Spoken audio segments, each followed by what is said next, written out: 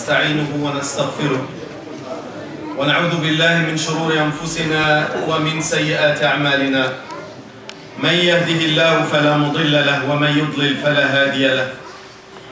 أشهد أن لا إله إلا الله وأشهد أن محمدًا عبده ورسوله وصفيه من خلقه وخليله.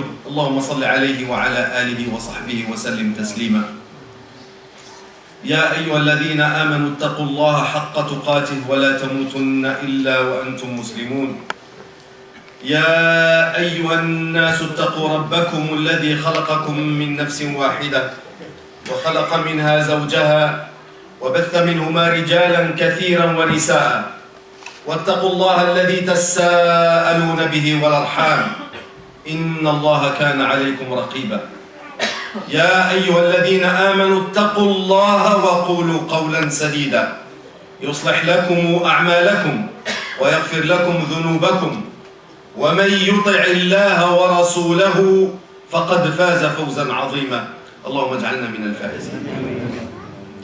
اللهم صل على محمد وعلى آل محمد كما صليت على إبراهيم وعلى آل إبراهيم في العالمين إنك حميد مجيد. اللهم بارك على محمد وعلى آل محمد كما باركت على إبراهيم وعلى آل إبراهيم في العالمين إنك حميد مجيد. لقاؤنا في هذه الليلة سنة تقريبا بعد لقائنا الأخير في السنة الماضية، وكان الموضوع نفس الموضوع، ألا وهو مكانة محمد صلى الله عليه وسلم في حياتنا كمسلمين. ونسأل الله سبحانه وتعالى ألا نكون مبتدعين ولا مبدلين ولا مغيرين، وأن تكون نيتنا في هذا الحضور الكريم أن نشكر الله سبحانه وتعالى على نعمة نبوة محمد صلى الله عليه وسلم، على نعمة الإسلام. اعملوا آل داود شكرا وقليل من عبادي الشكور. أن تكون نيتنا أن نعترف بحق رسول الله علينا وبتفريطنا في حقه وبجهلنا بمقامه وبقلة فعلنا في كل ما يستحق هذا النبي الكريم من تكريم ومن تعظيم ومن تبجيل ومن اتباع ومن حب ومن دفاع ومن تحبيب في قلوب الكبار والصغار. Par la grâce d'Allah subhanahu wa ta'ala, il y a à peu près un an, moins quelques jours, que nous nous étions rencontrés pour parler du même sujet. La place qu'occupe ou que devrait occuper Muhammad sallallahu alayhi wa sallam dans notre vie comme croyants.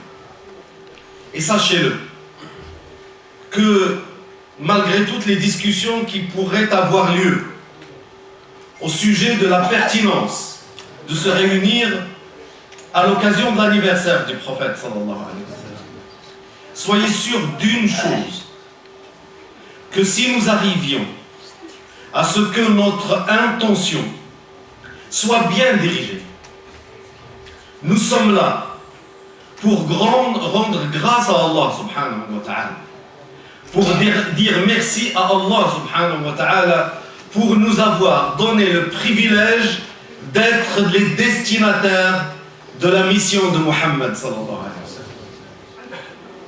Si nous savions qui est Muhammad alayhi salatu wa sallam dans la création d'Allah subhanahu wa ta'ala, si nous savions qui est Muhammad sallallahu alayhi wa sallam dans le cosmos, si nous savions quelle est la place de Muhammad sallallahu alayhi wa sallam dans le cortège de tous les messagers et les prophètes qui se sont succédés depuis Adam alayhi salam, ne passerions notre vie à dire Alhamdulillah, Alhamdulillah, Alhamdulillah, que cela suffirait à peine. Donc si nous arrivions à formuler une intention bien claire, bien nette, nous sommes là pour honorer la grâce d'Allah subhanahu wa ta'ala. Nous sommes là parce que nous en avons besoin, pour nous rappeler les uns les autres que la place de ce noble messager n'est pas suffisamment honorée. Et même avant, elle n'est pas suffisamment bien conçue dans la tête de tout un chacun. Et que nous parlons de Muhammad sallallahu alayhi wa sallam comme une personne distante. Alors comme j'essaierai de le démontrer, il est, après Allah subhanahu wa ta'ala, l'être le plus proche de nous. Car à travers lui, Allah subhanahu wa ta'ala nous a parlé. À travers lui, Allah subhanahu wa ta'ala nous a montré comment il aime que soient ses serviteurs. Car à travers lui, nous avons reçu une parole de miséricorde. Allah subhanahu wa ta'ala, aimant le prophète alayhi salatu wa salam, il lui a parlé avec une miséricorde infinie. Il a été pour lui de tous les soins. Il a été pour lui de toutes les intentions. Et que ces soins, ces intentions, cette bienveillance nous a été restituée puisque le Coran est passé par Muhammad sallallahu alayhi wa sallam. L'un de nous, lorsque vous le voulez demander quelque chose à quelqu'un d'important, vous envoyez la lettre avec quelqu'un que cette personne respecte beaucoup, qu'elle aime beaucoup. Parce que vous savez que si vous envoyez quelqu'un de neutre, n'importe qui, vous pourriez recevoir une mauvaise réponse. Vous savez, on le fait tous. Quand j'ai les enfants, quand ils ont quelque chose, notamment de l'argent à demander à papa, eh bien on prend celui qui est le plus aimé, celui qui est le plus choyé. Puis on va dire à papa qu'on va sortir demain et qu'il va falloir 60 € pour pouvoir... 60 € c'est un budget, mais c'est le petit de 4 ans qui le demande. Alors, parce que c'est lui, eh bien ce sera oui pour vous aussi. Et je voudrais que chacun, et le frère n'a pas eu le temps, et pourtant il a fait énormément, pour nous montrer que la place de l'amour du prophète sallallahu alayhi wa sallam est un asl min usul ad-din. Hubbu ar-rasuli sallallahu alayhi wa sallam أصل من أصول الدين هو من العقيدة من أحب رسول الله فقد أحب الله ومن أبغض رسول الله فقد أبغض الله من كرم رسول الله صلى الله عليه وسلم فقد كرم الله ومن أهان أو سب أو استهزأ برسول الله صلى الله عليه وسلم فإن بمرصاده الله سبحانه وتعالى. حتى أن أهل العلم يقولون أن من سب النبي صلى الله عليه وسلم ولو مازحا كفر. ولو مازحا. وقال لك نكتة. كفرت. نوض عودة. لا إله إلا الله محمد رسول الله ودخل الإسلام من جديد. هذا أصل من أصول الدين. فإياكم وإياكم يكونوا الناس قاعدين هكا ويعاودوا في النكت ويجيب واحد قال لك هذا قال للنبي والنبي قال ليه وبدا يضحك وضرب يدي في يدك. إياك وإياك تبدأها مسلما وتتمها كافرا. نسأل الله سبحانه وتعالى لنا ولكم الحفظ في الدين والعصمة فيه. La question du respect du prophète sallallahu alayhi wa sallam est une question centrale. Elle fait partie du dogme. L'amour du prophète sallallahu alayhi wa sallam, peut-être lorsque nous en parlons, on n'arrive pas à mesurer. Alors, mesurez la haine. Que dites-vous de quelqu'un qui déteste Muhammad sallallahu alayhi wa sallam? Il cesse d'être mesuré. D'un seul coup. Quelqu'un qui se moque de la personne du prophète sallallahu alayhi wa sallam, même pour rire, immédiatement il cesse d'être musulman. Même pour rire. Parfois il nous arrive, certains d'entre nous, on raconte des blagues sur les juifs, sur les chrétiens, et pour égaliser, on raconte une petite blagounette sur Mohammed sallallahu alayhi wa sallam. Tu la commences musulman et tu la termines, mes frères. Tu la commences musulman et tu la termines, mes frères. Il y a certains savants, ils discutent même pas là-dessus. D'autres ils disent oui, mais ils ne savaient pas. Comment peut-il ne pas savoir que se moquer du prophète sallallahu alayhi wa sallam a valu une sourate à l'oncle du prophète sallallahu alayhi wa sallam et à sa femme. Tabbat yada abi lahabin wa tab, ma aghna anhu maluhu wa ma kasab, sayasla naran dhata lahab, wa mar'atuhu hammalat al-hatab, fi jidha hablum min masad, kitaban yuqra'u ila yawmiddin. Qu'est-ce qu'il a fait Abu Lahab, l'oncle du prophète sallallahu alayhi wa sallam, et Jamil, sa femme? Qu'est-ce qu'ils ont fait? Ils ont manqué de respect pour le prophète sallallahu alayhi wa sallam. Ils se sont moqués du prophète sallallahu alayhi wa sallam. Ils en ont fait pratiquement leur fond de commerce. La réponse d'Allah subhanahu wa ta'ala est une, et elle est, comment dirais-je, définitive, catégorique. Lisez la sourate 111. Et vous allez voir ce qu'Allah subhanahu wa ta'ala a donné comme condamnation immédiate pour quelqu'un qui a manqué de respect pour le prophète.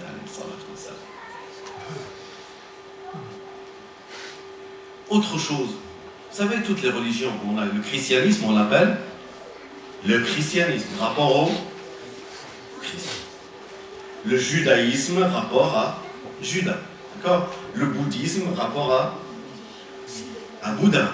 Le manichéisme, c'est par rapport à Mani. Vous voyez, toutes les religions, notamment les religions qui ont eu pignon sur rue, généralement, le nom du fondateur donne lieu au nom de la religion. Sauf une.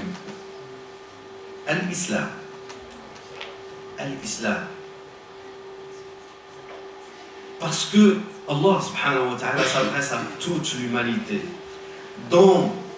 en leur disant votre religion sera votre posture, votre attitude vis-à-vis d'Allah subhanahu wa ta'ala. Vous allez me dire, mais là, c'est comme s'il a mis Muhammad sallallahu alayhi wa sallam à l'écart. Loin de là. Et qui va incarner cette posture et cette attitude de la façon la plus parfaite? Muhammad sallallahu alayhi wa sallam. Donc même quand il est absent, il est présent. Alayhi salatu wa sallam.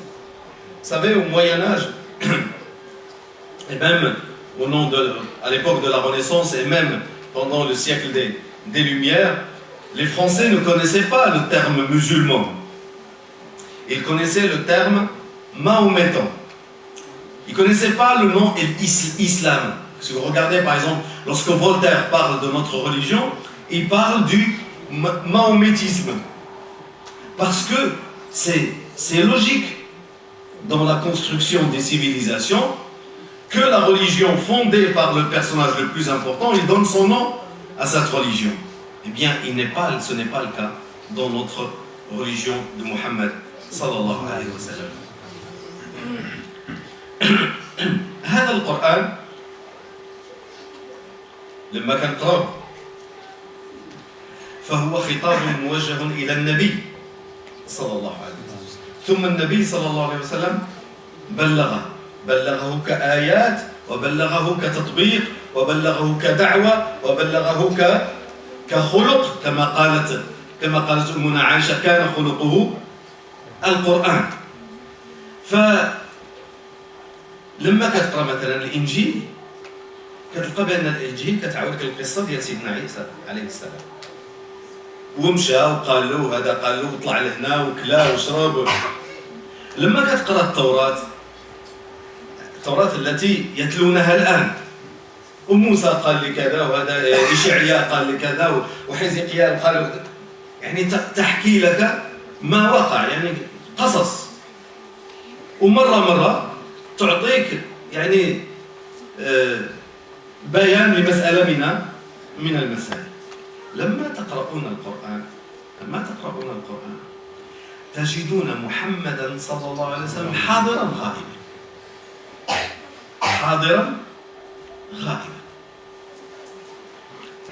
ولكن حضوره أقوى. فمثلا في القرآن عندنا 2672 موضع الخطاب موجه فيه لمحمد صلى الله عليه وسلم. ولا شيء ماشي يحكي لنا محمد راه رقد ومحمد راه وقف ومشى للمكان الفلاني كان فلان. لا، تخاطبه على انه يمثل البشريه كلها. فالقران باش كنحاول ان شاء الله الى كنتم متفقين معايا ان لا نقرا القران ابتداء من اليوم الا ونحن نستحضر اول من انزل عليه القران الا هو محمد عليه الصلاه والسلام، وهذا اول حقوقه.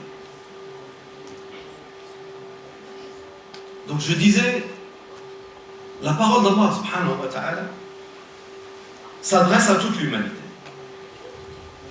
pour leur enseigner la posture qui devrait être la leur vis-à-vis d'Allah subhanahu wa ta'ala. En la personne du meilleur de tous les hommes, Muhammad sallallahu alayhi wa sallam.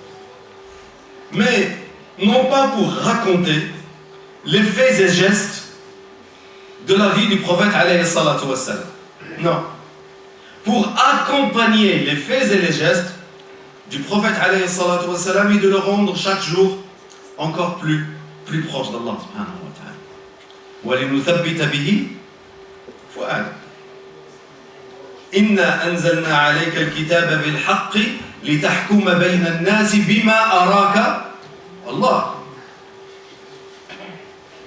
Donc, Allah subhanahu wa ta'ala révèle les versets au prophète sallallahu alayhi wa sallam pour qu'il les transmette et qu'il les interprète par tous ses faits et gestes. C'est pour ça que vous avez en 2672 endroits du Coran qui comptent 6214 versets selon le compte des versets d'Al-Koufa ou de 6234 selon le compte de Médine. Vous voyez, c'est plus que le tiers. Plus que le tiers des versets s'adressent à Muhammad sallallahu alayhi wa sallam. Donc, si nous changions notre façon de lire le Coran, au lieu de le lire comme si c'était une parole qui tombe du ciel, et d'imaginer qu'elle est révélée d'abord à Muhammad sallallahu alayhi wa sallam, qui lui l'a transmise fidèlement, et en cela nous devrions être très très reconnaissants, il a interprété par ses paroles, par ses gestes, le contenu de ce Coran, il a transformé en fait, il a transformé ça en quelque chose de très très très concret. Alayhi salatu wa salam. Et pour vous illustrer un petit peu ça, il y a dans Surat Shura un verset. Et écoutez-le, et vous allez voir comment Allah subhanahu wa ta'ala s'adresse à ce messager et ce qu'il lui demande de faire. بسم الله الرحمن الرحيم فلذلك فادع واستقم كما أمرت ولا تتبع أهواءهم وقل آمنت بما أنزل الله من كتاب وأمرت لأعدل بينكم الله ربنا وربكم لنا أعمالنا ولكم أعمالكم لا حجة بيننا وبينكم الله يجمع بيننا وإليه المصير. Je vous laisse le temps de lire la traduction du français. Et regardez, il y a 3 temps. Il y a 3 temps. Le premier temps, Allah subhanahu wa ta'ala lui donne l'objet de sa mission. Muhammad sallallahu alayhi wa sallam est un prophète, c'est un messager, donc c'est un prédicateur. Il ne doit pas cacher ce qui lui a été révélé pour lui-même. فَلِذَلِكَ فَادْعُ. Le problème de celui qui prêche, c'est le décalage entre ce qu'il prêche et ce qu'il en fait. فَلِذَلِكَ فَادْعُ وَاسْتَقِمْ. Il tient compte de toutes les valeurs qui t'ont été transmises dans ce qui t'a été révélé. Tu ne te contentes pas seulement de dire aux gens faites ceci parce que c'est bon pour vous, c'est bon pour toi aussi. فلذلك فادع واستقم كما أمرت. Mais attention, généralement, qu'est-ce qui nous arrive lorsque nous voulons un petit peu faire l'amr bil ma'ruf et nahy anil munkar? C'est que nous tombons très souvent, surtout quand nous voulons le faire dans la douceur. Et le prophète sallallahu alayhi wa sallam est le prophète de la douceur, puisqu'il est Ar-Rahma al-Muhda. Wa ma arsalnaka illa rahmatan lil alamin. Nous t'avons envoyé que pour que tu sois une miséricorde pour les mondes entiers, quels qu'ils soient, les mondes visibles comme les mondes invisibles. Alors on tombe dans le compromis, dans la compromission. Oui, mais je ne vais pas les déranger, je vais pas faire. Ça nous arrive tous. Tous les frères qui ont pris la parole, les imams, au bout d'un certain moment, ils disent oui, mais celle-là, ça va être dur pour eux. Alors, je ne vais pas le dire. Ou alors quelqu'un qui vient vous poser une question et la réponse, elle n'est pas dans son intérêt du tout. Alors, pour ne pas perdre son amitié, on lui dit mais tu sais, on commence un petit peu à composer. Voilà, ce qui t'est révélé ne dépend pas des passions des gens, ne dépend pas de leurs désirs. C'est pour leur bien. Et parfois, pour faire bien, il faut parfois faire mal aussi. Regardez le médecin, parfois, pour sauver une vie, il est obligé parfois d'amputer. Le dentiste, il est obligé de sacrifier une dent pour en sauver d'autres. Le père est obligé parfois de punir pour empêcher l'enfant d'aller plus loin dans la bêtise et se mettre en danger. Alors, فَلِذَلِكَ فَادْعُ وَاسْتَقِمْ كَمَا أُمِرْتَ وَلَا تَتَّبِعْ أَهْوَاءَهُمْ. Et vis, donc ça le troisième temps, vis de ce qui a été toi-même, applique-le sur toi-même. Sois le premier qui profite de ta propre religion. Ça, l'imam Ahmad dit, rahimahullah, il y a des gens, mon Dieu, qu'est-ce qu'ils font du bien aux autres. Mais mon Dieu, ce que les autres leur font, qu'est-ce qu'ils leur font comme mal? J'explique. Il y a des gens qui sont dans le dawa, rendre service, tu sais, faire la prière comme ça, il fait plein de choses. Mais au lieu de dire et d'appliquer lui-même, il se contente seulement de dire. Alors les autres le vénèrent et le considèrent comme parfait. Et même ils ne pensent pas qu'il puisse commettre des erreurs. Donc ils ne lui font plus de nasiha. Donc lui, il les aide à s'élever et eux, ils l'aident à s'enfoncer. Et Allah subhanahu wa ta'ala dit à son prophète sallallahu alayhi wa sallam de ne pas commettre cette erreur. وَأُمِرْتُ لِأَعْدِلَ بَيْنَكُمْ اللَّهُ رَبُّنَا وَرَبُّكُمْ لَنَا أَعْمَالُنَا وَلَكُمُ أَعْمَالُكُمْ. Ce n'est pas parce que tu prêches que tu es dispensé. Tu n'es pas dispensé, même au contraire. Moi je dis même quand tu prêches la parole d'Allah subhanahu wa ta'ala, tu te dois d'en faire encore plus. Encore plus. Pourquoi? Parce que tu tomberais dans l'hypocrisie. لِمَ تَقُولُونَ مَا لَا تَفْعَلُونَ كَبُرَ مَقْتًا عِنْدَ اللَّهِ أَنْ تَقُولُوا مَا لَا تَفْعَلُونَ. Pourquoi vous dites ce que vous ne faites pas? Cela inspire le plus grand mépris auprès de Dieu que le fait de dire ce que l'on ne fait pas. Mais on ne va pas mettre la barre trop haute. Non. Dis aux gens ce qu'il y a à faire et fais ton maximum pour en faire le maximum de ce que tu peux. Faites preuve de piété autant que vous le pouvez. Il va m'arriver exactement ce qui est arrivé à mon prédécesseur, le frère Sharafi. C'est-à-dire peut-être que je n'aurai pas le temps de tout dire de ce que j'avais prévu. Est-ce qu'il y a un problème que je dise le maximum en français dans ce qui...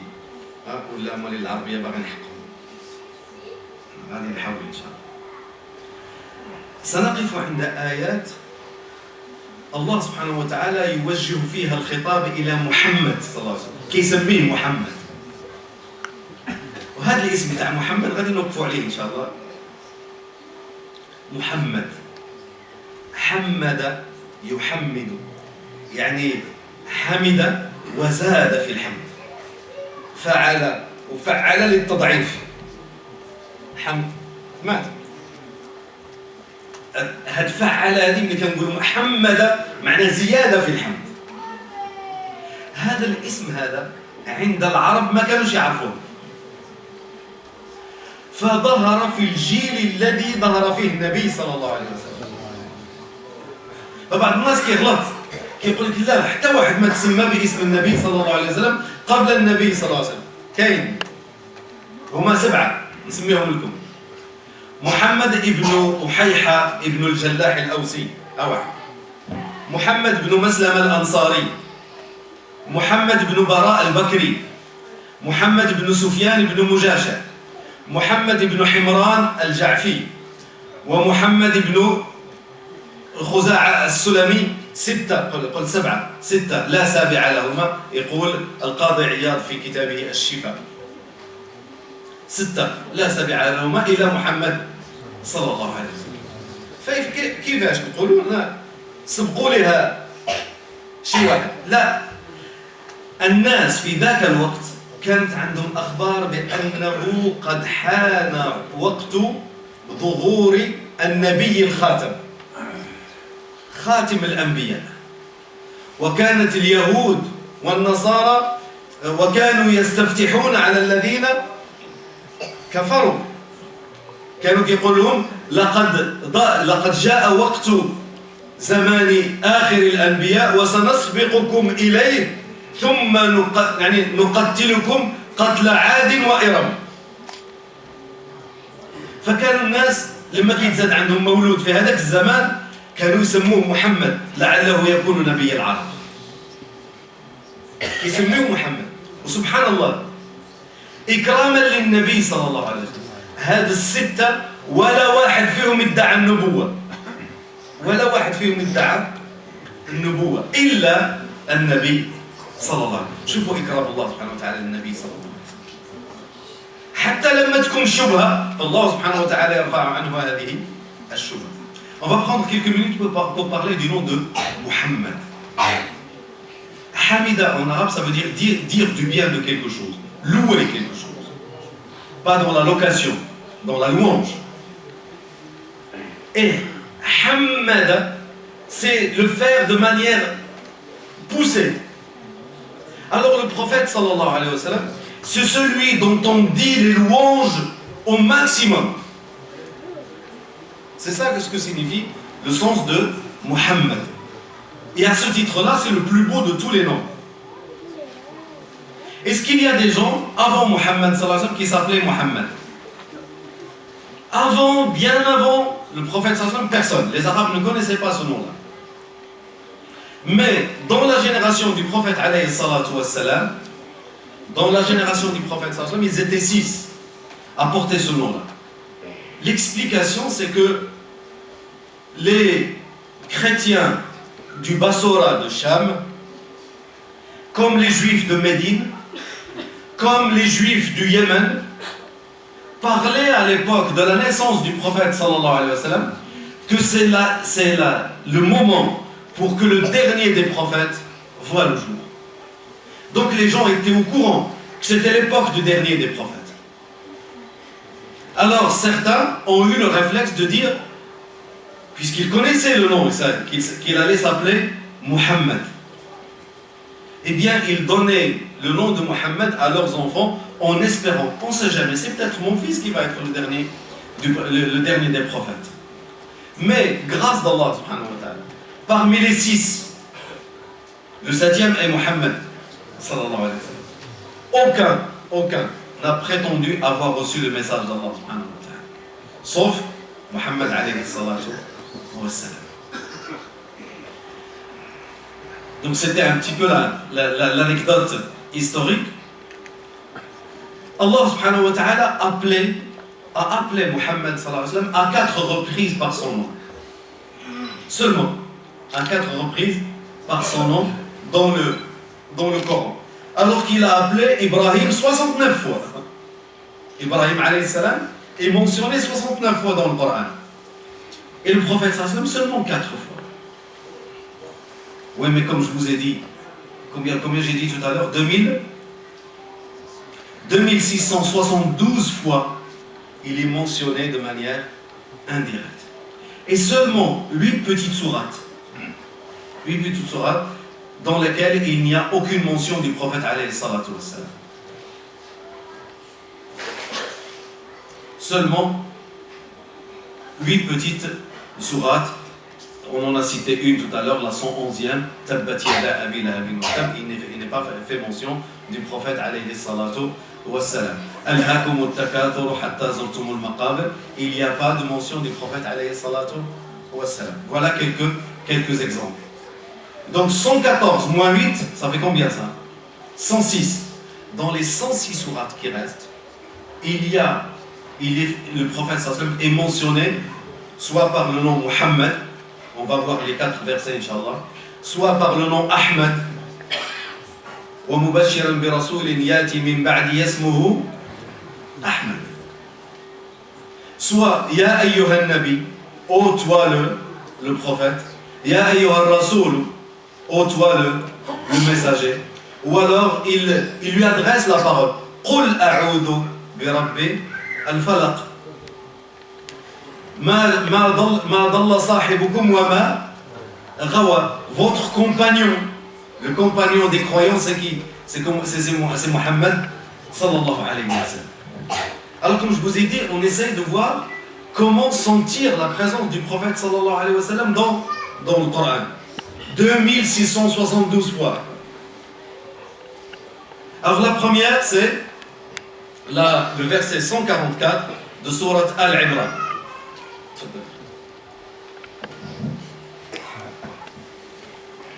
بسم الله الرحمن الرحيم وما محمد إلا رسول قد خلت من قبله الرسل أفإن مات أو قتل انقلبتم على أعقابكم ومن ينقلب على عقبيه فلن يضر الله شيئا وسيجزي الله الشاكرين.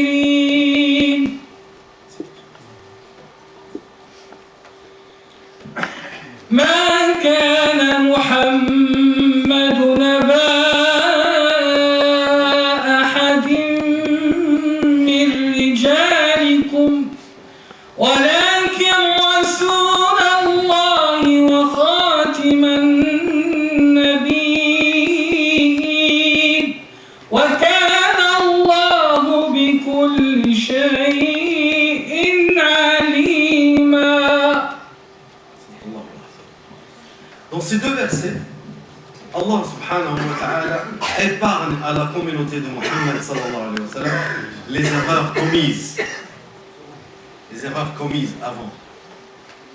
Vous savez, le prophète sallallahu alayhi wa sallam, comme disait Ali radiyallahu anhu, il disait, quand la bataille devenait dure et que même les plus braves commencent à craindre pour leur vie, l'endroit le plus sûr était d'aller se cacher derrière le prophète sallallahu alayhi wa sallam.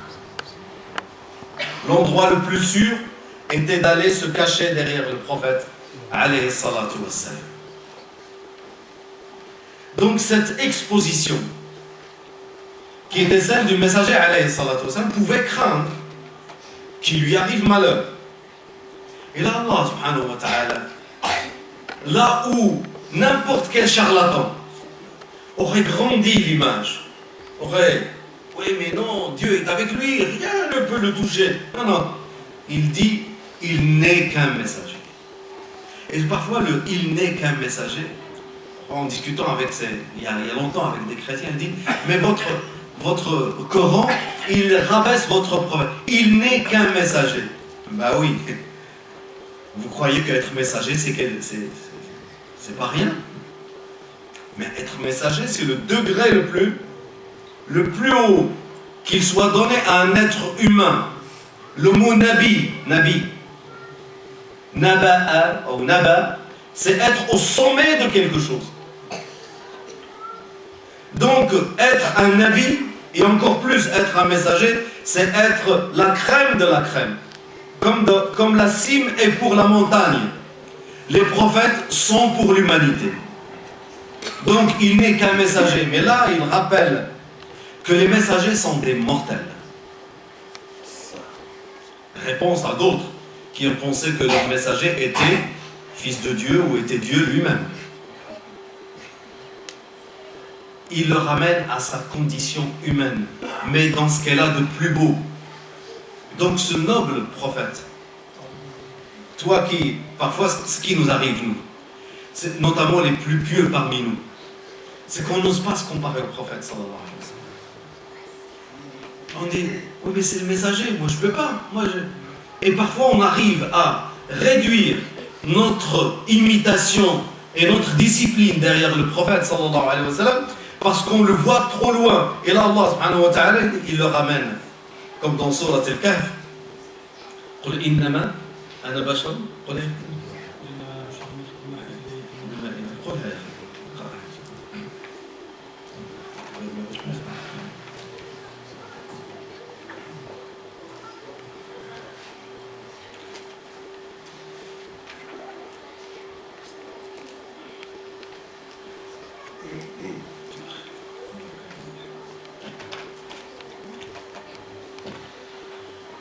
قل لو كان البحر مدادا لكلمات ربي لنفد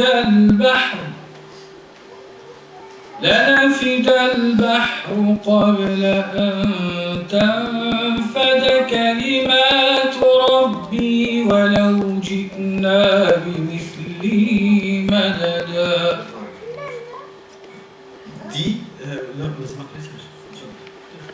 قل إنما أنا بشر مثلكم يوحى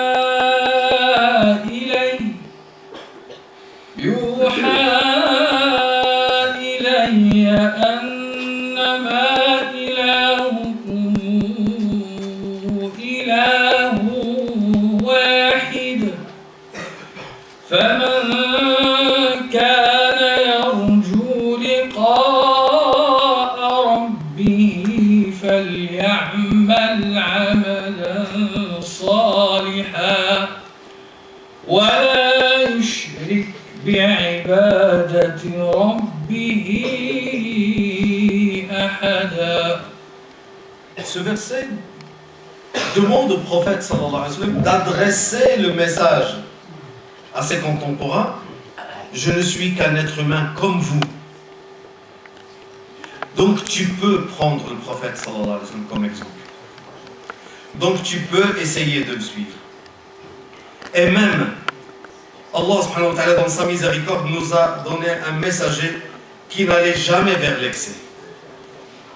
Et dans la miséricorde d'Allah subhanahu wa ta'ala, il a donné au prophète sallallahu alayhi wa sallam des khususiyat, des choses qui sont spécifiques pour le prophète alayhi wa sallam.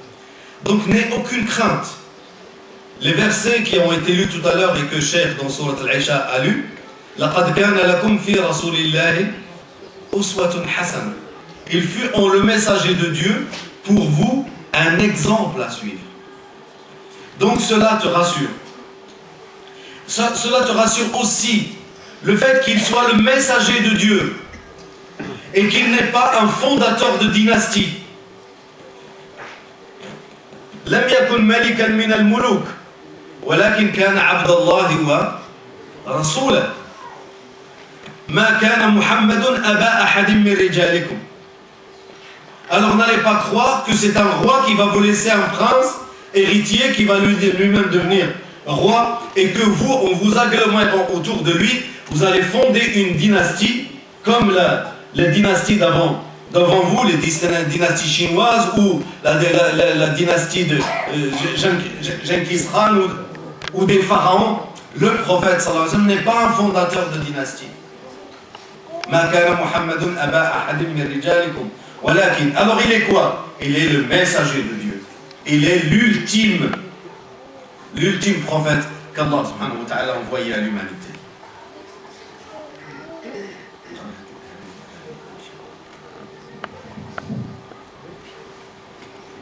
بسم الله الرحمن الرحيم والذين آمنوا وعملوا الصالحات وآمنوا بما نزل على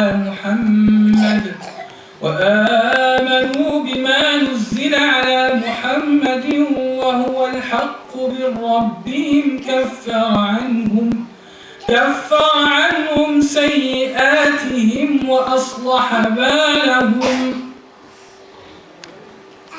محمد رسول الله محمد رسول الله محمد رسول الله والذين معه أشداء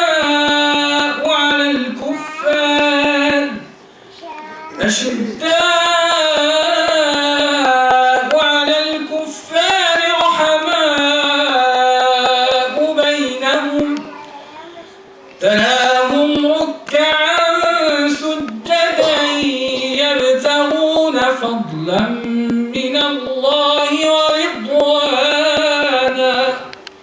سيماهم في وجوههم من أثر السجود ذلك مثلهم في التوراة ومثلهم في الإنجيل كزرع أخرج شطأه فآزره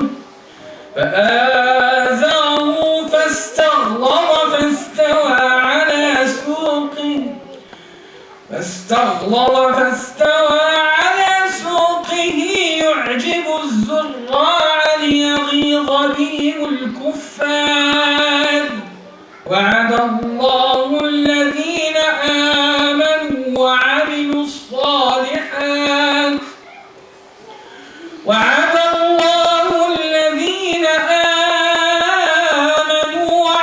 الصالحات منهم مغفرة وأجرا عظيما صدق الله العظيم.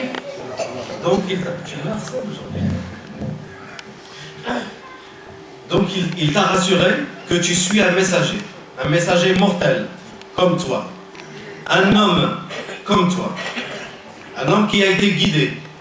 Il te rassure aussi, et là c'est l'avant-dernier verset, que ce qui a été révélé à Mohammed sallallahu alayhi wa sallam est la vérité. Vous savez, on est dans une ère de tout est relatif. Personne ne détient la vérité. Et on vous le dit, mais vous les musulmans, vous pensez détenir la vérité. Oui, et alors? T'as un problème avec ça? Sinon, comment suivre quelqu'un et lui donner tout le crédit pour guider ma vie si je ne pense pas que c'est quelqu'un qui a reçu la vérité? Maintenant que tu as reçu cette vérité,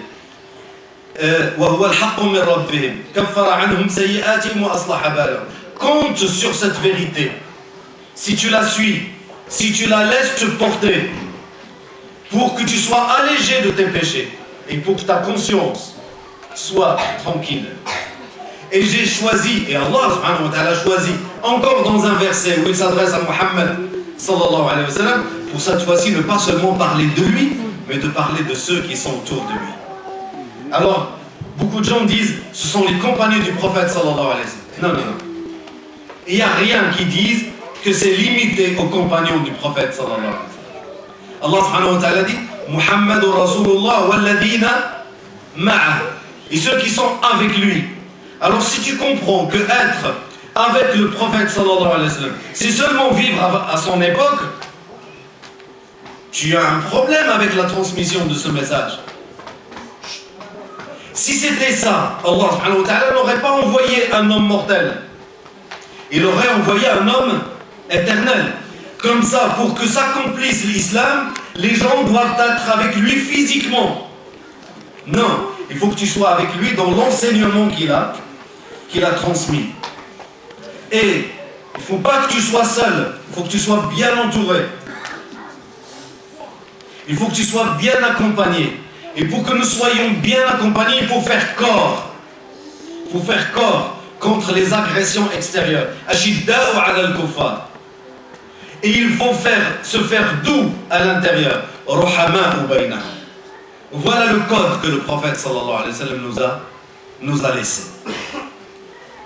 Et chaque fois que nous oublions ce code, vous voyez, on devient très doux avec l'extérieur et très dur entre nous. Et on se dit, mais qu'est-ce qui se passe? Le même Coran, ils l'ont, nous l'avons. La même Sunna, ils l'ont, nous l'avons. Ils ont réussi à chambouler l'histoire et nous sommes à la queue des nations. Revenez, lisez ces versets. Est-ce que nous sommes avec le prophète sallallahu alayhi wa sallam? Question, répondez pas. C'est une question où on a toute la vie pour répondre. Est-ce que tu es avec le prophète sallallahu alayhi wa sallam? Est-ce que tu es dans l'enseignement qu'il t'a transmis? Est-ce que tu fais corps avec ta communauté face aux agressions extérieures? Est-ce que tu es doux à l'intérieur? Que même dans la divergence, tu essaies d'être compréhensif. Même dans la difficulté, tu essaies d'accompagner. Même dans la déviance, tu essaies celui qui ramène avec douceur et dans la douceur. Ainsi, Allah subhanahu wa ta'ala a voulu la Ummah de Muhammad sallallahu alayhi wa sallam. J'espère qu'Allah subhanahu wa ta'ala nous donne la sagesse de ne plus lire le Coran en oubliant Muhammad sallallahu alayhi wa sallam. De le voir, de l'entendre par sa voix, essayer d'imaginer par sa voix, par son comportement, marchant dans les marchés, marchant dans la rue, marchant dans sa famille, et d'être un corps uni, et d'être dans la douceur entre nous-mêmes. سبحانك اللهم وبحمدك أشهد أن لا إله إلا أنت أستغفرك وأتوب إليك. اللهم صل على محمد وعلى آل محمد كما صليت على إبراهيم وعلى آل إبراهيم وبارك على محمد وعلى آل محمد كما باركت على إبراهيم وعلى آل إبراهيم في العالمين إنك حميد مجيد. سبحان ربك رب العزة عما يصفون وسلام على المرسلين والحمد لله رب العالمين.